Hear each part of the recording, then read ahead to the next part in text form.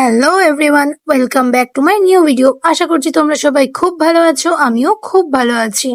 আজ আমি তোমাদের সঙ্গে যে ভিডিওটা শেয়ার করছি সেটা হচ্ছে 8 অফ মে, মানে শুক্রবারের, মানে এক সপ্তাহ আগের ভিডিও। আমার বেস্ট ফ্রেন্ডের ছিল সেদিনকে জন্মদিন। তো সেই জন্মদিনে আমরা কিভাবে সেলিব্রেট করলাম আজকে এই ছোট্ট ভিডিওর মাধ্যমে তোমাদের সঙ্গে আমি শেয়ার করব। তোমরা তো জানোই আমার জন্মদিন ছিল 27শে এপ্রিল আর ওর জন্মদিন হচ্ছে 8ই মে। আমাদের দুজনের মধ্যে এজ ডিফারেন্ট হচ্ছে মাত্র 11 থেকে 12 দিনের। আমাদের বন্ধুত্বের শুরুটা কিন্তু একদম ছোটবেলা থেকে নয়, মানে ও আমার বাড়ি থেকে অনেকটাই দূরে থাকে। সেম স্কুল কলেজ কিছুই ছিল না আমাদের। 2023-এ আমি যে অফিসে জব করতাম সেই অফিসেই কিন্তু ওর সাথে আমার প্রথম পরিচয় হয়েছিল। প্রথম যখন ও অফিসে জয়েন করেছিল তখন ওকে দেখলে আমার মনে হতো একটা 14-15 বছরের বাচ্চা মেয়ে, কারণ তখন ওর চুলটা তো লম্বা ছিল না, চুলটা একদম কেটেও ছোট্ট করে দিয়েছিল। আর যেহেতু অনেকটাই রোগাও ছিল, মানে এখনো রোগা আছে, তখন আরো বেশি রোগা ছিল। তাই জন্য ওকে দেখলে মনে হতো না যে ও আমাদেরই এজের। যে অফিসে আমার ওর সাথে পরিচয় হয়েছিল সেই অফিসে আমি অনেক আগে থেকেই কাজ করতাম। ও অনেক পরে এসে জয়েনিং করেছিল। আর যেহেতু কাজের ক্ষেত্রে আমার এক্সপিরিয়েন্স ওর থেকে বেশি ছিল, তাই জন্য আমি ওকে ট্রেনিং দিতাম জবের।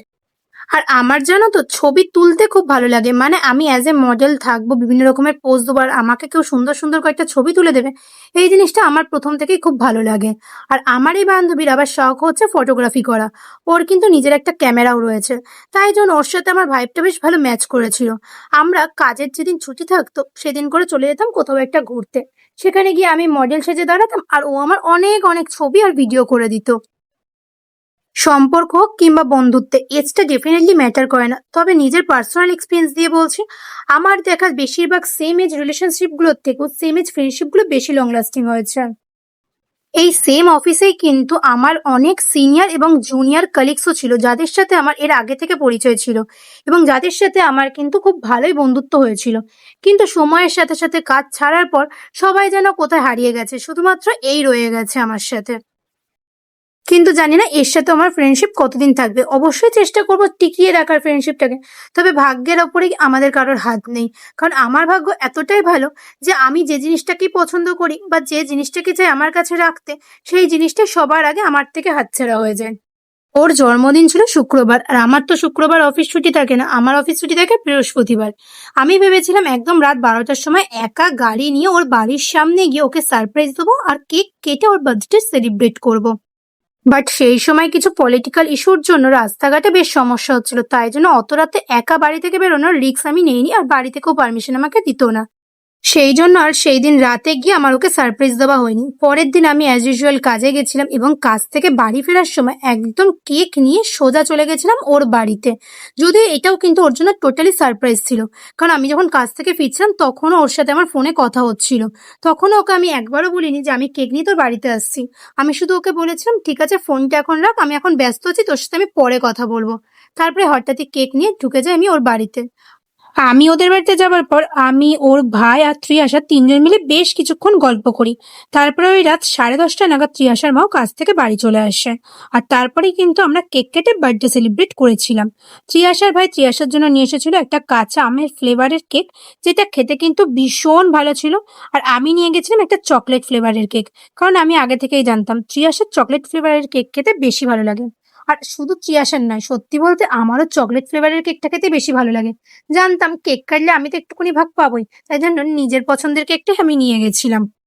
ত্রিয়াশা হচ্ছে ডগ লাভার। এই যে কুকুরটা দেখছো এটা কিন্তু ওদের বাড়ির সামনে রাস্তাতেই থাকে। একদম ছোটবেলা থেকে ত্রিয়াশা, ত্রিয়াশার মা, ভাই সবাই মিলে এই কুকুরটাকে কিন্তু নিজের হাতে বড় করে তুলেছে।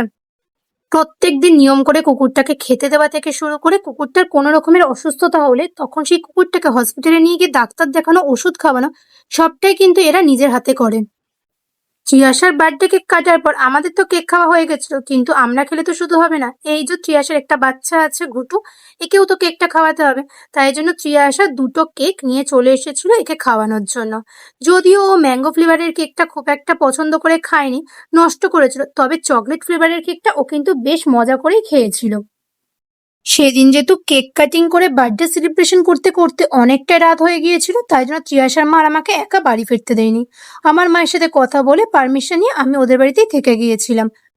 এই পুরো ভিডিওটার মধ্যে একটা ভুল রয়েছে, কি ভুল রয়েছে তোমরা দেখে অবশ্যই আমাকে কমেন্ট করে জানিও। সবাই বলে বন্ধুত্বে সরি বা থ্যাঙ্কস বলতে নেই, কিন্তু আমার মনে হয় বন্ধুত্বে বেশি করে সরি বা থ্যাঙ্কস বলতে হয়। কারণ এই দুটো এমন একটা ওয়ার্ড যেটা বললে হয়তো অনেক বন্ধুত্বই টিকে থাকে। বিশেষ করে আমরা যখন বুঝতে পারি আমরা কোনো ভুল করেছি বা কোনো ভুল কথা আমাদের সেই বন্ধুটাকে বলে ফেলেছি, তখন একটা সরি বলে নিলেই কিন্তু মানবাভিমানের পালাটা মিটে যায়। আমাদের জীবনের খুব খারাপ সময়ে, কঠিন পরিস্থিতিতে যখন আমরা ভাবি আমাদের জীবন হয়তো এখানেই শেষ, আমরা আর একা নিজেদেরকে সামলাতে পারছি না, তখন আমাদের প্রত্যেকের লাইফে এমন একটা বন্ধু থাকা সত্যিই খুব দরকারি, যে নিঃস্বার্থভাবে আমাদেরকে সাহায্য করবে, মেন্টাল সাপোর্ট দেবে, মোটিভেট করবে। আর এইরকম একটা ফ্রেন্ড তো অলওয়েজ একটা ধন্যবাদ ডিজার্ভ করে, না?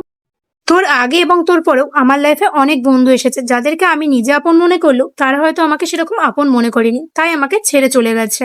শুধু একমাত্র তুই রয়ে গেছিস, আর তোর সাথে আমি নির্দ্বিধায় বিশ্বাস করে আমার সব সিক্রেট বলতে পারি।